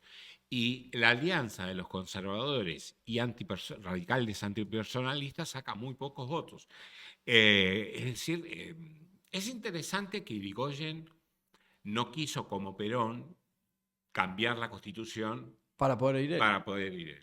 No se metió, nunca se le ocurrió eso. Y en términos de la relación con Alvear, lo que es interesante es que cuando viene el golpe de Estado, Irigoyen lo meten preso y Irigoyen da la orden de hay que rodear a Marcelo. Alvear se va a transformar en un líder irigoyenista. Sí. Es decir, la relación entre Irigoyen y Alvear era muy estrecha. Ok, pero perdón que nos adelantamos. De vuelta vuelve Irigoyen en el 28. Y yo creo que el punto que vos planteabas, que lo que pasó en el medio, bueno, vino Hay el dos crack cosas. crack del 29. Hay dos cosas muy importantes. Dos cosas. La primera es, post Primera Guerra Mundial, empiezan a haber nacionalismos más fuertes y ejércitos más importantes en los países, ¿no? Es como que empieza a ser Sí. una tendencia a nivel mundial. Eso por un lado. Por otro lado, termina el mandato de Alvear, como decíamos, vuelve el Mesías, Irigoyen, más enfermizo, un poco más viejo, un poco sí. más débil, El diario de Irigoyen. ¿no? Pero dado, digamos, y esto es algo que lo vemos, quizás es cultural, ¿no? Pero dado el quiebre UCR personalista versus UCR antipersonalista, llega Irigoyen al poder y viene con toda. Ujú. Soy recontra personalista, ¿entendés? O sea, que es algo que podemos ver ahora, ¿viste? Un poquito la revancha. Me la quisiste hacer difícil, ahora te la hago difícil yo. Entonces, como que políticamente, por un lado, tenés ejércitos un poco más fuertes como tendencia mundial, un Irigoyen débil con más enemigos, ¿no? Y volvemos a lo estructuralista, como vos decís, el crack del 29, que es en 1928 Estados Unidos sube las tasas de referencia, se desploma la bolsa, se hace mierda Al el mundo. comercio mundial, crisis total. Irigoyen cierra la caja de conversión, fuga de capitales, 60% de reducción del precio de las exportaciones, déficit comerciales y fiscales, quilombo, PBI cae 14%, desocupación que la otra vez era 19%, ahora es 28%, quilombo, ¿no? Y acá es donde se empieza a gestar el primer golpe de Estado de Uriburu, ¿no? Sí. Un fanático 6 de del septiembre ejército de 1930. Lo que se produce es un clima con la segunda presidencia de Irigoyen distinto. Es decir, cuando Irigoyen lo eligen por primera vez, los contrarios a Irigoyen dicen, bueno, nos vacamos este hombre 6 años, después vendrá otro, que será nuestro. Viene Alvear, al que no ven tan mal, y dice, nos bancamos a este tipo 6. Y después vuelve Irigoyen con un discurso mucho más aguerrido, mucho más apostólico, donde Claro, no lo bancamos los más. conservadores eran el diablo y los antipersonalistas eran Judas, los traidores. Un clima en el cual no se reúne el Congreso, se habla de un clan radical con K que está matando opositores, el clima Bueno. era muy...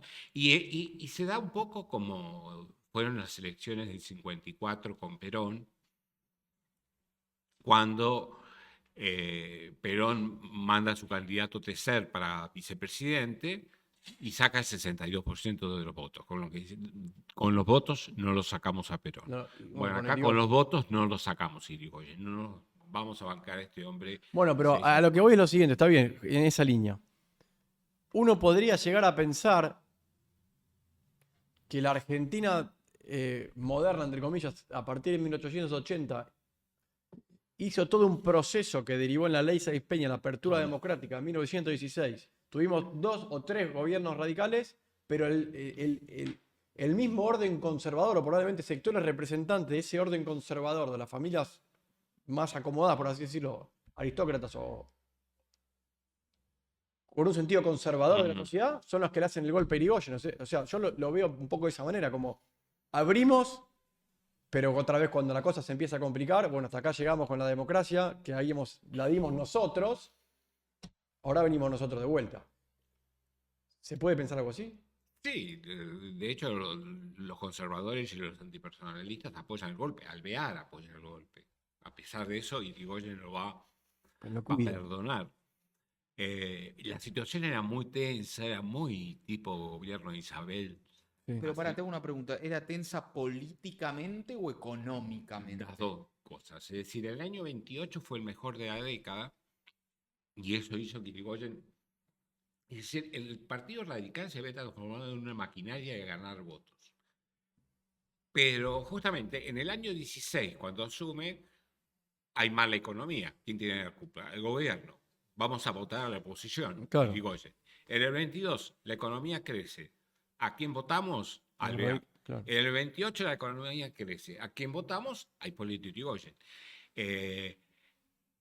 Pero a pesar de ese esplendor económico, hay una situación política muy enrarecida, muy de amigo-enemigo, de muchísima grieta. ¿Por qué?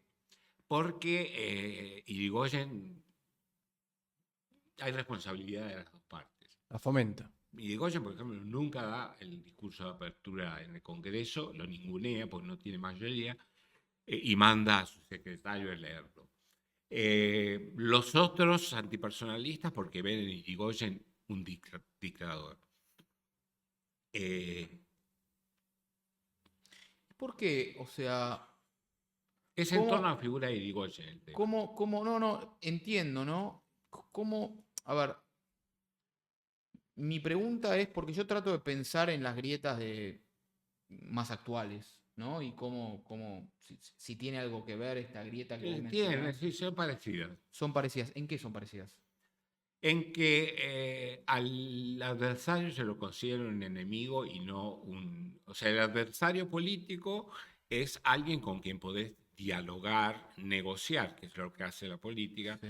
pero cuando vos pensás que tu adversario es el régimen, como decía Irigoyen, es alguien moralmente malo, diabólico, se produce esa grieta, porque así como los irigoyenistas pensaban que los antipersonalistas y los conservadores eran gente de baja estofa, es decir, no tenían moral, los otros también piensan que Irigoyen no tiene moral.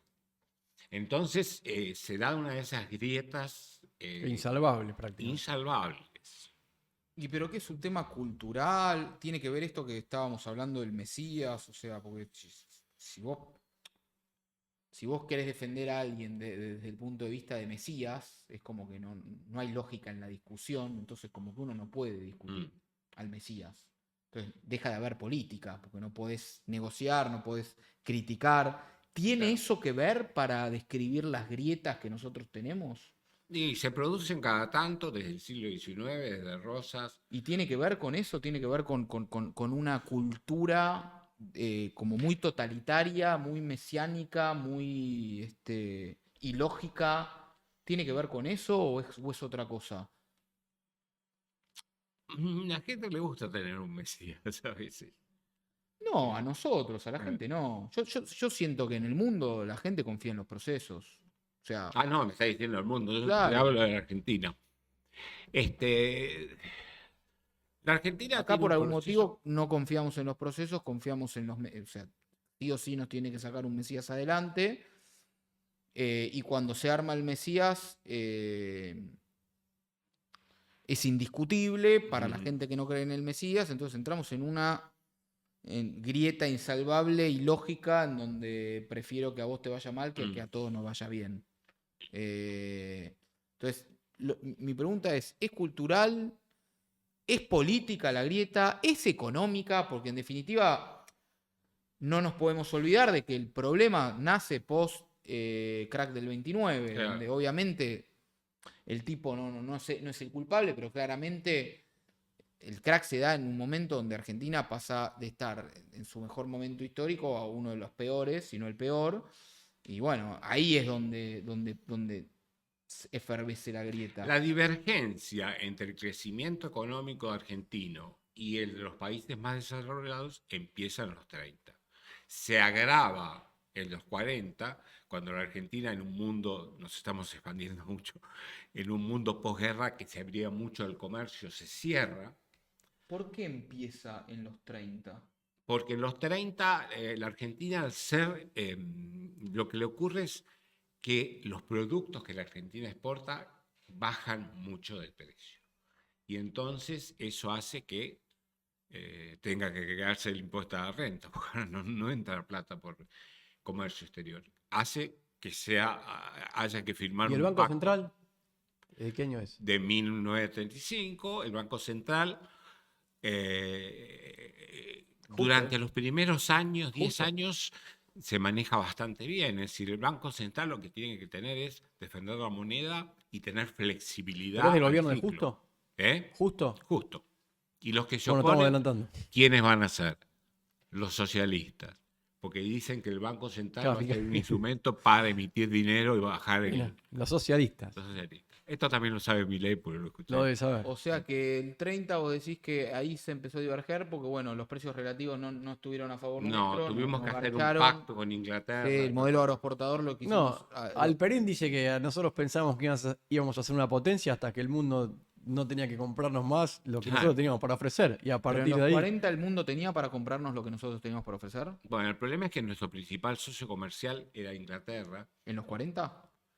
Ya Estados Unidos, post Primera Guerra No, lo que Mundial, pasa es que nosotros le comprábamos a Estados Unidos, y le pero vendíamos a le Inglaterra. vendíamos a Inglaterra. El problema que tenemos grave es que no pudimos reemplazar a un socio tan importante por los Estados Unidos, como era Reino Unido, claro, por los Estados Unidos, básicamente porque Estados Unidos produce lo mismo que que produce nosotros, Argentina.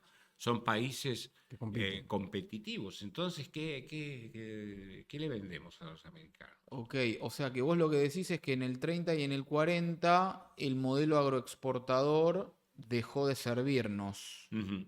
Y Y ahí es eso cuando fue donde empieza empieza el a quilombo. profundizarse la industrialización. A la Argentina no fue al país donde cayó más el PBI per cápita. La crisis del 30 es muy especial porque donde más se da con más profundidad es en los países más ricos, Estados Unidos y Alemania. La Argentina, en la época de Irigoyen, sale del patrón oro en la caja de conversión, lo que es una política muy inteligente. Cuanto antes salías del patrón oro en los 30, mejor te iba después en la economía. Pero se encuentra con este problema del comercio. Se cierra el comercio, ¿qué hacemos? No, me dejó pensando, porque yo tenía otra cosa en la cabeza. ¿Qué cosa? Bueno, esto es para Em, pensar. Mi hipótesis va más por que como que el modelo agroexportador un poco es el que manda en el mundo, quieraslo o no. Es como que todos deciden algo y bueno, un poco te tenés que meter para comerciar. Y que la primer y segunda guerra mundial y el crack del 29 nos corrió de ese modelo agroexportador y nos obligó a armar una industria nacional, ¿no? Que es una industria nacional que funcionó muy bien en esa época, pero que post 45, post Segunda Guerra Mundial, cuando el mundo se vuelve a abrir y vuelve a haber una economía posguerra alcista, nosotros teníamos una industria muy grande de 30 años nacional que empleaba mucha gente y era muy difícil políticamente de anular, ¿no? Entonces como que nos vimos con la dicotomía de, che, vamos a un modelo agroexportador donde tenemos que tener nuestro rol, que quizás no es el mejor de todos, o fomentamos la industrialización nacional, ¿no? Y esa industrialización nacional eventualmente nos dimos cuenta que no generaba dólares y que... Entonces como que ahora cuando nos queremos salir de ahí no podemos porque, qué sé yo, emplea mucha gente y es políticamente incorrecto y etcétera, etcétera. Entonces como que estamos ahí embebidos. Y sí, vos fijate el dilema. Pero es por ahí, porque lo que vos me estás trayendo es, no, pero pará, el modelo agroexportador no es tan bueno para nosotros. Bueno, depende. En los 30... No, en Sálvese los quien 40 pueda. sí. En los 40 sí, por unos añitos, que son los primeros años de Perón, la posguerra, se disparan los precios de los alimentos. La Argentina tiene un superávit comercial enorme. Perón lo gastó. Lo gasta en la industria nacional, ¿no? Parte en todo. Créditos a tasa negativa para la industria. Correcto. Con viviendas. Sí. Perón se encuentra con esta situación. En la Segunda Guerra Mundial, la Argentina había logrado exportar industria. Sobre todo industria mano de obra intensiva. Calzado, vestimenta. A otros países de Latinoamérica, porque Estados Unidos se había ido. Llega Perón y él dirige el Consejo Nacional de Posguerra y tiene un dilema. ¿Qué queremos? ¿Una exportación a lo que se va a llamar coreana de bajos salarios en industrias mano de obra intensivas o quiere un salario alto? Si querés un salario alto, sonaste con las exportaciones, que de hecho colapsaron, y te metes en el mercado interno. Casi autarquía. Claro. Y eso en el momento en que Europa se estaba abriendo, Europa y el mundo capitalista, a un incremento muy grande del comercio, los países que les fue mejor después de la posguerra fue Japón, Alemania. Bueno, ¿qué momento bisagra ese? O sea, es un momento bisagra donde... Ya estamos adelantándonos, pero lo que planteas, bueno, ¿qué hacemos? No, pero ahí lo que pasa es que para mí, como que todo tiene que ver un poco con todo. El hecho de que los 30 fueron tan malos hace que nosotros nos vayamos creando nuestra propia solución, que es la industria nacional. Y eso genera una industria nacional grande, que emplea mucha gente, políticamente difícil de achicar, pero que es deficitaria. Es muy deficitaria. Es muy deficitaria. Y cuando tenemos la posibilidad de una segunda posguerra, que es la del 1945, donde los precios vuelan y donde ahí quizás tendríamos que haber ido a full al modelo agroexportador, nada, entendíamos que, o Perón entendió en su momento que podíamos usar las riquezas del modelo agroexportador para industrializarnos y ahí ir por los dos lados. Sí, pero bueno, creo que ahí estuvo, y ahí entras en esta dicotomía. Bueno, por eso. Bueno, Perón castigó al campo y Irigoyen y Alvear no. Bueno, no, pero a lo que voy es, de vuelta terminamos discutiendo lo que más o menos nos pasa en bastante de estos episodios. ¿Los momentos políticos son consecuencia de los momentos económicos? ¿Se entiende? ¿O no? Las decisiones que se tomaron fueron porque se tomaban, había que tomarlas. Yo soy estructuralista. Bueno, acá lo que manda es la guita. Por eso. Y la guita va bien, Alvear lo reelegimos, vuelve Irigoyen, somos todos contentos. Cuando la cosa está mala, el golpe de Estado. Bueno, me parece que es interesante un poco lo que estuvimos viendo hoy, ¿no?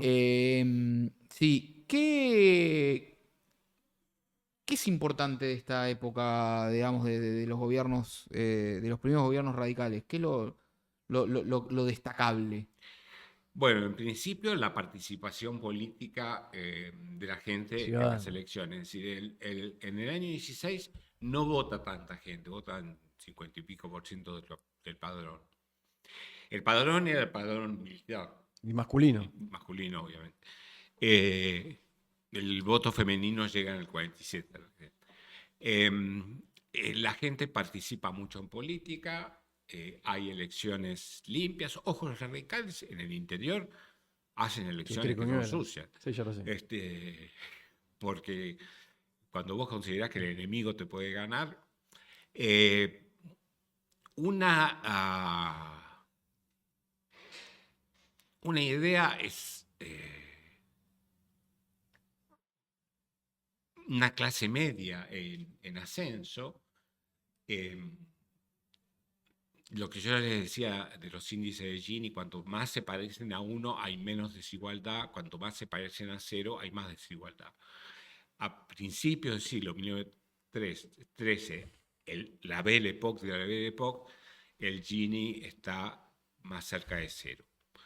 Cuando ves la década del 20... Como que era un crecimiento más cualitativo, claro, en la época del 20. Quizás es lo que dirían los economistas, hubo una década de acumulación y una de distribución. Ahora, en la distribución le tocó gobernar a los radicales. Entonces, ¿qué fue? ¿La redistribución era consecuencia de que los radicales estaban en el gobierno o porque la economía estaba bien? Pero la distribución es buena económicamente. Mejora sobre todo en ciertos sectores.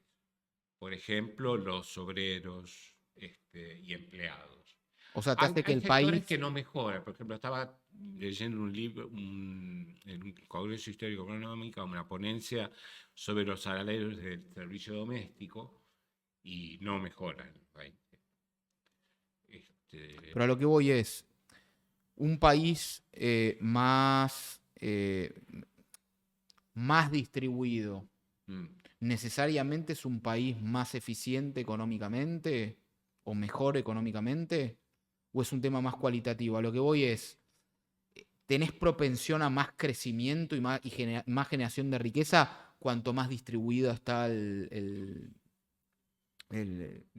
la riqueza en la sociedad?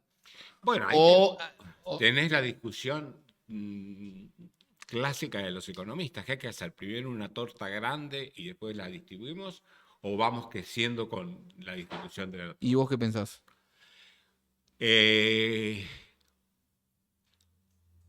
Yo estoy más a favor de lo segundo. Es decir, el tema es que no se te vaya la mano.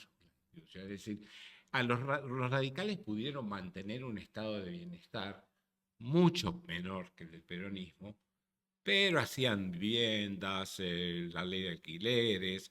Alvear, por ejemplo, interviene muy fuertemente en un problema de los ingenios azucareros de Tucumán con el laudo de Alvear a favor de los cañeros. En los gobiernos radicales de provincia empiezan a generarse departamentos provinciales de trabajo, algunos con programas sociales importantes. De hecho, un desgajamiento del Partido Radical le da el voto a la mujer en San Juan. El tema es si vos querés acumular mucho al principio, por ejemplo, lo que hizo Stalin en la Unión Soviética, el nivel de consumo de la gente baja y el nivel de vida baja. Entonces, ¿cómo encontrarás el equilibrio? Yo te digo, estoy a favor, pero más o menos. Si todo se redistribuye, no se genera inversión. Y nos costó encontrar ese equilibrio. Nos cuesta. Nos cuesta. Sí. Yo creo que la Argentina, fíjense que en niveles individuales le va muy, muy bien a la gente, pero tiene un problema de acción social que es una enfermedad directamente. ¿Qué lecciones nos deja esta época? En principio, que se había vivido la democracia de manera muy fuerte, y entonces cualquier alteración de la democracia va a ser vista como alteración a lo que vos querés, el fraude, la década del 30, nos deja un partido que es, a los radicales no pueden perder salvo que le hagan fraude. Mm.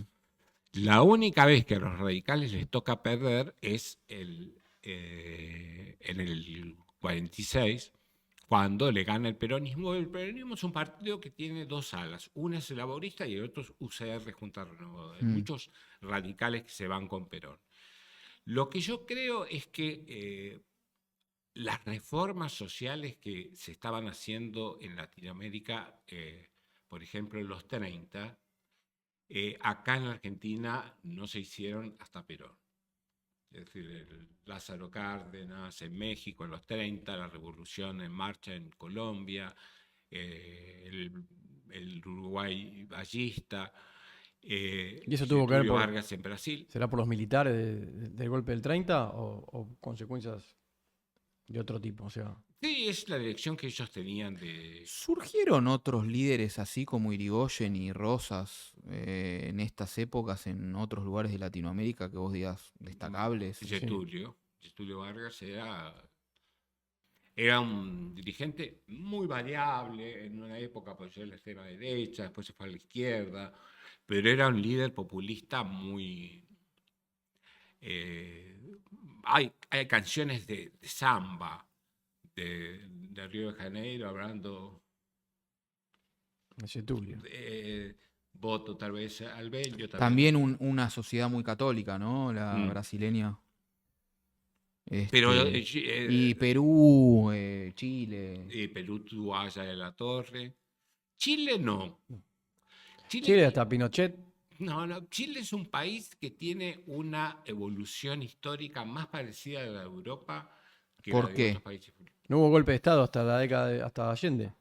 Y tiene una izquierda con sindicatos, tiene una derecha clara como Partido Nacional, tiene un centro, que eran los demócratas cristianos. Quizás la llegada de inmigrantes tan grande a la Argentina le generó un revuelo. Ahí va. Pero bueno, a Estados Unidos también llegaron muchos y no les generó ese revuelo. Creo que un poco para concluir, a mí me da la sensación de que mi conclusión, ¿no? Es que toda esta época del surgimiento del gobierno, de los gobiernos radicales y del partido radical es un poco la representación o la politización de la inmigración, la gran inmigración que tuvo el país.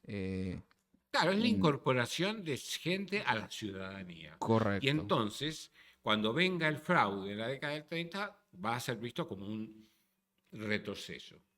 No es lo mismo el fraude en la década del 30 que el fraude en la década de 1870. Claro. Ya había fraude de otro tiempo. No, bueno, sí, obviamente. Y la modernización de una sociedad, con mucho más gente participando. Y finalmente, el que va a recibir obreros con salarios bajos,